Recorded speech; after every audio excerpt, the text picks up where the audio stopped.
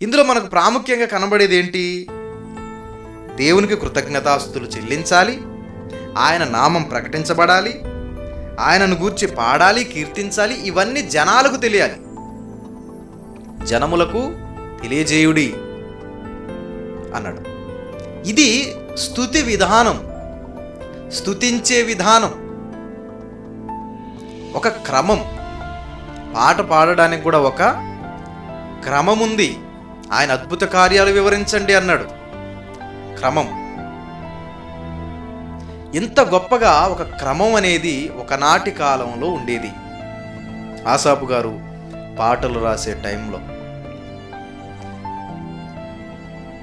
ఏసే నా ప్రియుడు అంటుంది ఒక ఆవిడ.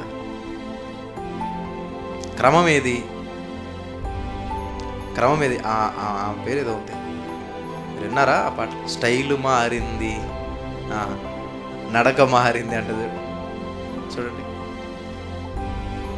ఆమె రాసిన పాటల్లో గమనిస్తే లిరిక్స్ బాగానే ఉంటాయి. పాటలు చాలా ట్రోల్ చేయబడ్డాయి కదా, చాలా ట్రోలింగ్ అయ్యింది, ట్రోల్ చేశారు ఆవిడని పాపం. కానీ లిరిక్స్ బాగుంటాయి.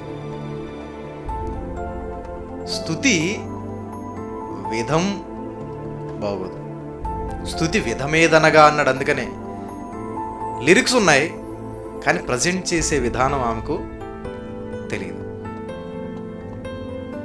ఆ పాటలన్నీ అలాగే ఉంటాయి, లిరిక్స్ బాగున్నట్టుగానే ఉంటాయి, కానీ ఆమె వాటిని ప్రజెంట్ చేసిన విధానం బాగోదు. స్టైలు మారింది, నడక మారింది, చూపు మారింది. మంచిదే కదా, స్టైల్ మారాలి. క్రైస్తవుడు అయిన తర్వాత ఏమవ్వాలి? స్టైల్ మారాలి, చూపు మారాలి, మాట మారాలి, తీరు మారాలి, నడక మారాలి. అవన్నీ వాస్తవాలు, ప్రభువు చెప్పినవి అవన్నీ. కానీ ప్రజెంట్ చేసిన విధానం స్టైల్ మారిందని చెప్పుకుంటూ డ్యాన్స్ చేస్తావా? నడక మారిందని చెప్పుకుంటూ డ్యాన్స్ చేస్తావా? అన్నీ మారాయని చెప్పి యాహు యాహు ఓ యాహు యాహు అంటావా? అదేంటి ప్రజెంట్ చేసిన విధానం ఏది?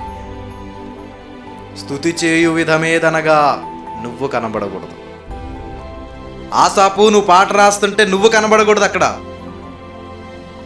హేమాను నువ్వు రాస్తున్నావు, నువ్వు కనబడకూడదు. కోరాహు కుమారులారా, మీరందరూ పాటలు రాస్తున్నారు, అద్భుతమైన పాటలు రాయగలిగిన రచయితలు కదా మీరు కనబడకూడదు పాటలో. ఎవరు కనబడాలి? దేవుడు కనబడాలి. ఆలోచించండి, దేవుడు కనబడాలి మన పాటలో. మనమే కనపడుతున్నాం. మనం ఒక పాట రాసామనుకోండి, ఆ పాటలో మనమే ఉంటాం, దేవుడు ఉండడు, యేసు ప్రభు ఉండరు, ఎవరు ఉండరు, మొత్తం మనమే. ఫస్ట్ నుంచి లాస్ట్ వరకు మనమే. అటు తిరుగుతుంటాం, ఇటు తిరుగుతుంటాం, అడుపోతుంటాం, ఇటుపోతుంటాం, మధ్యలో తేడా అవుతే డ్యాన్స్ చేస్తాం. లాస్ట్కి వచ్చేసరికి యేసయ్యా అంటాడు. ఇంతే కదా ఉంటుంది. ఏముంటుంది నేటి క్రైస్తవ పాటలు? ఏముంటుంది చెప్పండి?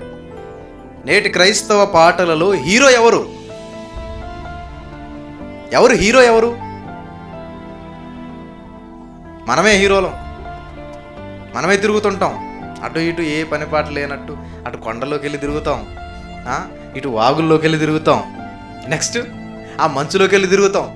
తిరుగుతూ తిరుగుతూ తిరుగుతూ ఏం చేయాలో తెలియక ఏసయ్యా ఏసయ్యా అని పాట పాడుతుంటే దాన్ని వీడియో తీసి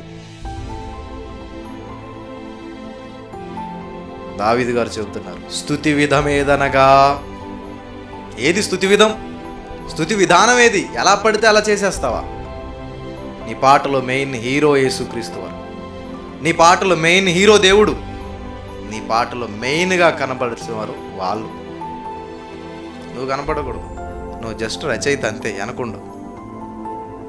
వెనకుండి దేవుని నామాన్ని ప్రజలకు తెలియజేయి.